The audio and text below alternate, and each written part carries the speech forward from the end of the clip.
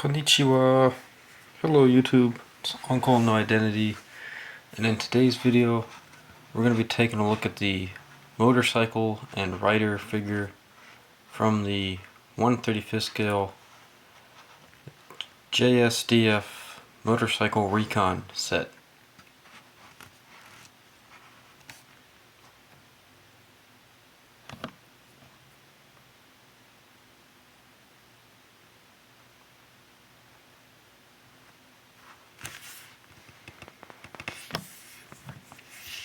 So I got this little display base here that we're going to be using. As you can see, it's painted in black already.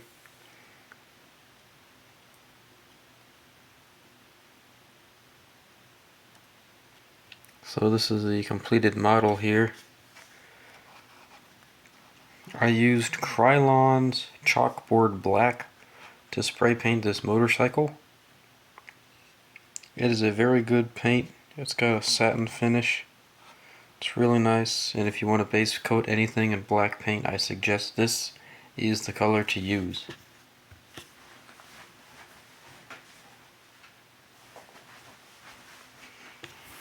Here we see what looks like a leg shielding.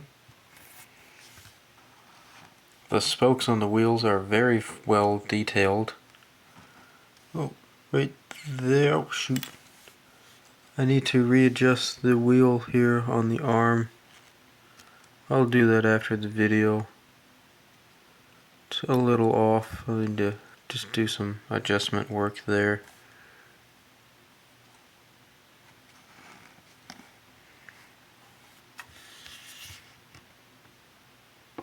So the colors that should be used in this on the instructions say to paint the bike green. The motor is to stay in black. They like to use black paint for their motors.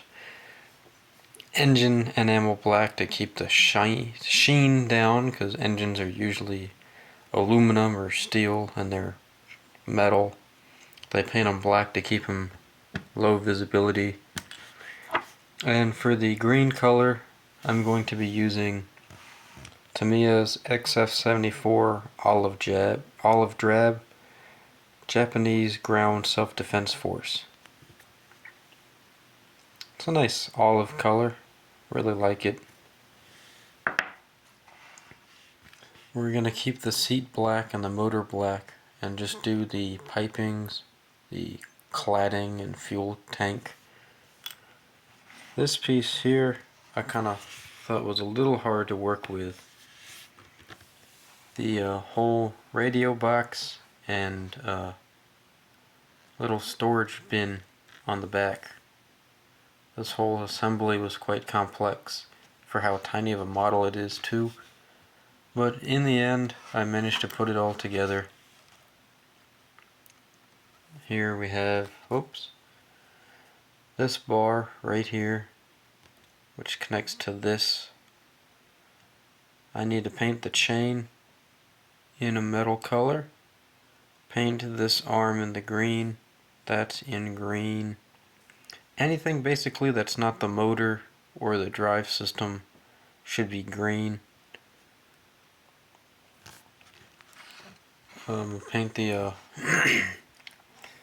gonna do silver inside the headlight housing, and I might use some Tamiya or Tester's clear part cement to make a lens here.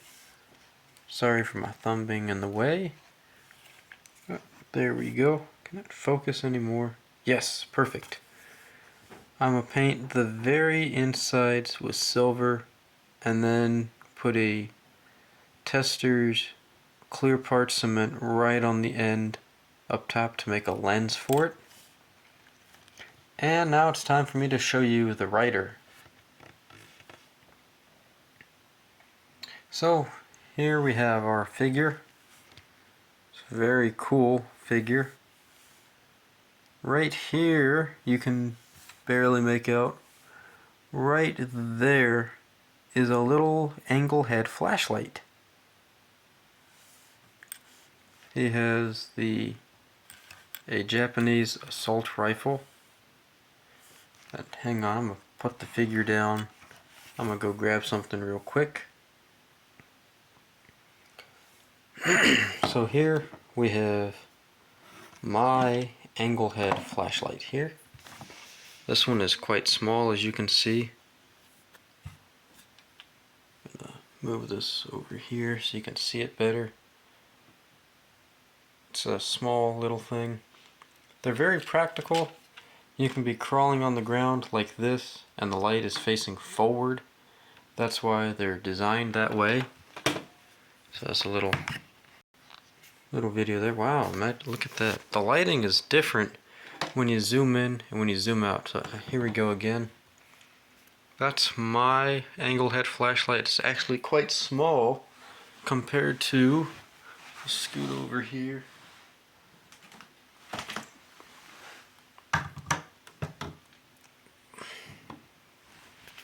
A more traditional military model. The green one is very old. That one uses C-cell batteries, I think. It's much bigger, definitely heavier. But at the end of the day though, that's what they look like. They're, like I said, you can crawl on the ground, hold it like this, and the light flashes forward. Okay, so back to the figure. Wow, I just did a whole documentary on what the purpose of an angle head flashlight was. Okay, so back on the figure here, we have, let me grab my toothpick. He's got his traditional Japanese assault rifle. He has goggles here. He's got one pouch here. And I'm pretty sure, if I remember correctly, there's another pouch right there. Yep. Kind of hard to see. Or is it this one? That's the other pouch. His bayonet and scabbard. His mess tin. Another ammo pouch, it looks like. A canteen. And 1, 2, 3. I thought there were, yeah, 4. Right? No. 1, 2, 3, 4. Yeah, he's got 4 magazine pouches. This up here is his radio box. And if you notice, on the motorcycle, we have the radio box carrier right here. Following the instructions, however, I was told to put the radio box on the figure, so I did that. Can you put the radio in the radio box? I'm pretty sure you can. The figure is very well detailed. His facial features are amazing for how tiny these guys are. And like I said, I like to use black paint because it really helps me to define and pick out details. I'm gonna take some white paint later and just dry brush the figure in white paint for the highlighting coats. And when you do a dry brush to do highlights, make sure it's important you always streak it down, come off the model, and go back up. Sometimes I'll just like brush, and the brush stays close to the figure that it comes back up on the figure. And for a highlight, we want it all to come down. Like, see right here on his shoulder, this glare is the light coming down on the figure. Take a look here on the helmet. We can see some textures here on the helmet. This tells us it has a fabric cover. In the military, they use, traditionally, nowadays especially, helmets are not painted camouflage. Like this figure here, my 1/35 scale Afrika Korps German, he's got a desert tan helmet with green stripes painted on there. This looks like a painted helmet, but nowadays all helmets are probably black or olive. And then you have these like fabric helmet covers with the camouflage patterns on them. And that's what this detail here is representing, is the canvas or the fabric cover of the helmet. Here's his brim. That's the motorcyclist's brim there. Very nice looking.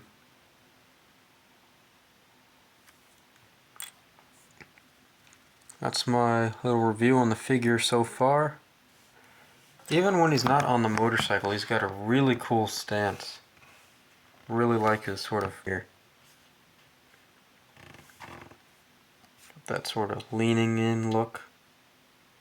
You could probably put a rock up on him underneath his foot. Put the motorcycle back in place, put him back on there.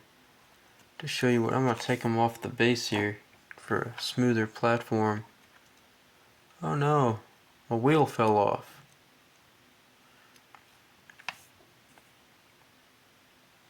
Okay, so I just fixed the wheel, kinda. Don't worry, I'll glue that back in place after the video. And one thing I forgot to mention is the kickstand here. The instructions say to cut that off, and they have another kickstand in there so it can be displayed upright. As we can see, if I got the figure positioned properly on the bike, if I can get this wheel to be fixed just for the time being.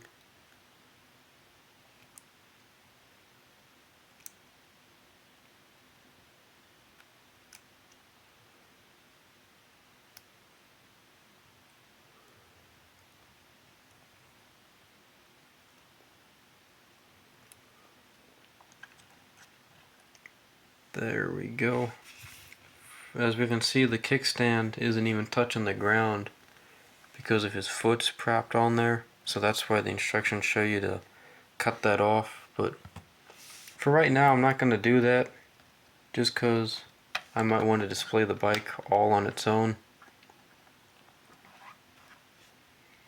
Let me fix this one more time.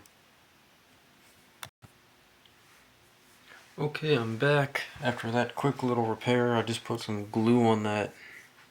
So that's the my little video review on the Tamiya 1/35 scale JSDF motorcycle Recon. Like I said, the back basket thing is 2, 3, 4, 5 pieces.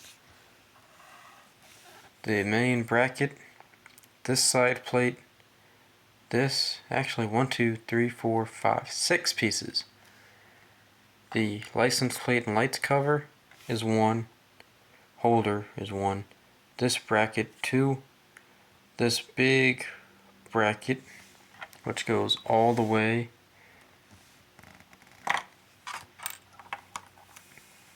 is 3,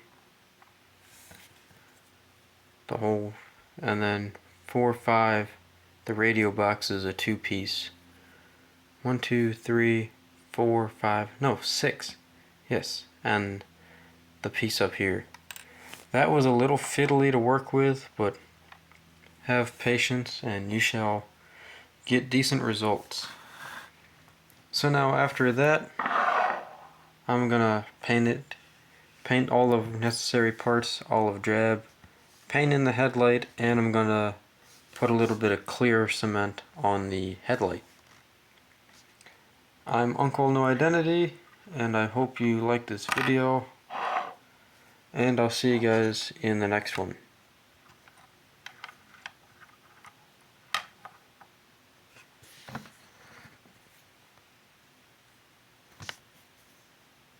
Cheers.